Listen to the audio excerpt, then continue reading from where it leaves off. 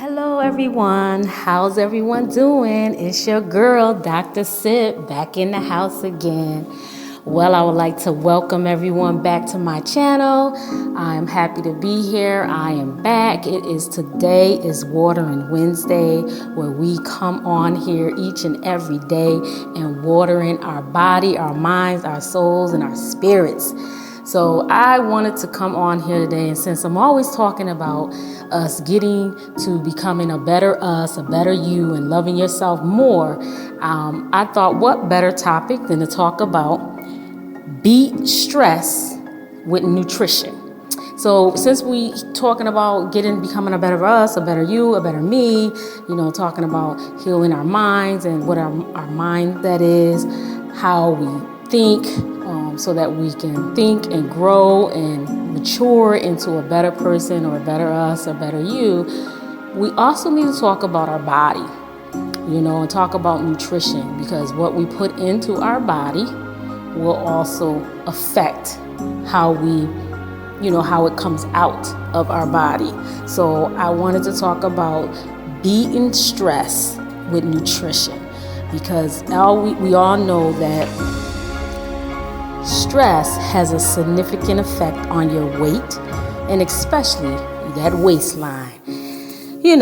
That gut, that beautiful gut that everybody talk about. But one of the most annoying signs of stress would be an expanding waistline. So when you're noticing that your waistline is getting bigger, things like that, that is sometimes a sign of stress. So you want to check that out.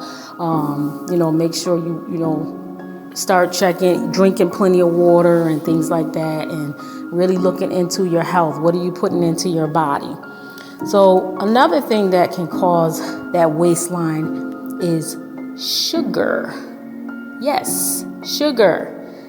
For me, I grew up on a sweet tooth. Like I always said, I have a sweet tooth. Ooh, I love to eat something good, nice, and after you had that good old food, you want to have that nice sweet pie or cake or something, that sweet tooth. So sugar, just the thought of a sweet snack can make even the most hardcore dieter weak at the knees.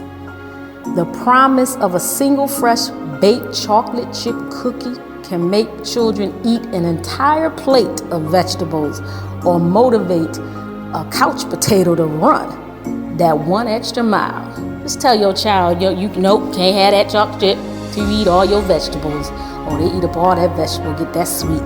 So what exactly does sugar do to our brains that makes it so addictive?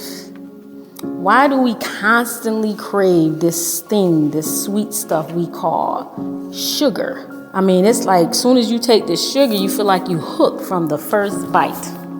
Basically, when you eat something loaded with sugar, your taste buds, your gut, and your brain all take notice. It's like this hormone that we call dopamine. It affects brain processes that control movement, emotional responses, and the ability to experience pleasure and pain. That's what dopamine is.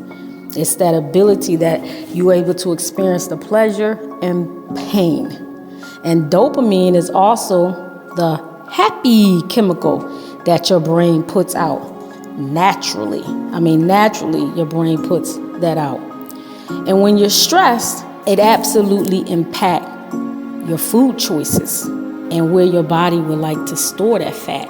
You notice when you get stressed, some people, when they get stressed out, they like to eat a lot. They go in the refrigerator. I know I find myself sometimes, if I get stressed out, is that I'll go stand at the refrigerator like something's supposed to just jump out at me, things like that. Good thing I don't keep a lot of junk food around anymore, since my diagnosis and everything like that. I kind of changed my diet. I eat a lot of vegetables. I don't do too much meat anymore. I stick with just chicken and fish. And I definitely kind of cut out all the sugar, because that's one of the things that I was told, or doctors had told me, that sugar kind of feeds cancer. So that is something I try to cut out. I'm a big tea drinker, not a big coffee drinker, but I'm a very big tea drinker. So it's kind of hard to drink tea with no sugar. So I'm almost weaned out from the tea, because I can't find a good tea that I don't have to add any type of sugar to it. So I'm almost weaned out from the tea, and I'm strictly, right now, so far, I've been drinking nothing but water. I don't even drink any soft drinks. I've been left those gone a long time ago. But many people, when they get stressed out, they actually go into it changes their food choices, and they, want to eat certain comforter foods, we call it. Many people crave that carbohydrates when they feel stressed. Sugar plus that starchy, that sugar, like, you want them French fries from McDonald's, and then you got to douse it with all that sugary ketchup and everything on it. It just tastes so much better when you stressed out and you eating a McDonald's fries with all that ketchup on top, or some type of sugary chocolate. And this actually gives you a sense of relief, calmness, and even they put you to sleep, like sleepiness. For some people, when they're stressed out and having sugar, too little of this dopamine that we automatically get when you eating the sugar. That dopamine can, you can get more of it, but getting too little of that dopamine in your body will cause sadness, and what psychology would diagnose as depression. Dr. Nicole Avena, a researcher in the Department of Psychiatry at the University of Florida College of Medicine, explained in a recent TED Talk why sweets and treats should be enjoyed in moderation. So, not telling you today, to not eat sweets, because, at the end of the day, in moderation. A lot of things you do want to eat in moderation. You just don't want to cut yourself off. But since we're on here and we're talking healthy and we want to get a better us, a better you, things to do to make us become a better us, I just wanted to bring before you some of those things that can hinder us or get us stuck in becoming a better us. Because little do you know, like I said, that sugar also feeds in our brain and produces a hormone called dopamine, which dopamine can also, we can get too much of it, and then you can get too little of it. So you kind of want to make sure you do everything in moderation. And we all kind of know what getting too much of that dopamine. You ever see a kid on a sugar rush? They're hyperactive and their very inability to remain and sit still. What they try to say, most kids now are ADHD with the sugar. Sugar can also do things sugar can also change our mood. Sugar can cause your blood sugar levels to spike and drop, leaving you irritable and lethargic.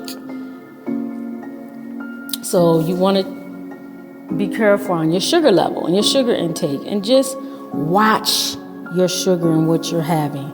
So what science has already proved is that dietary changes can bring out about changes in our brain structure too, chemically and psychologically, which can lead to an altered behavior. So just so you know, going on different diets and changing different things like that too, and you wonder why some people can get, started a diet and then they become irritable. They get irritable and things like that. So you want to do everything in moderation. Anything, if you start changing anything, you want to make sure you do it in moderation. So things that we can do. I'll give you a few things that we can do. You want to avoid as much sugar as possible. Especially fructose. Fructose, anything with fructose, toast, anything toast, T-O-S-E, or fructose in drinks. They even got fructose in applesauce. I went to get applesauce one day, and fructose is in applesauce. My. So you want to be careful and try to read your labels as you're going out and you're buying it, so that you're not doing a lot of intake of sugar. You don't want to consume too much sugar. You want to eat a well-balanced diet, tailor your specific to your body type, your specific body type. You want to understand what that well-balanced diet is. You want to get plenty of high omega fats, vitamin D's, and things like that. And a lot of stuff you can get from your plants. If you're not a meat eater, you can get it from plants. And you want to definitely exercise every day. I mean, a walk, a quick little walk around the neighborhood, around your block or anything. Just get up and exercise. Now, I have to go to the gym. You have to go working out, but you want to make sure you're getting in some type of exercise in every day. You want to make sure you drink plenty of water.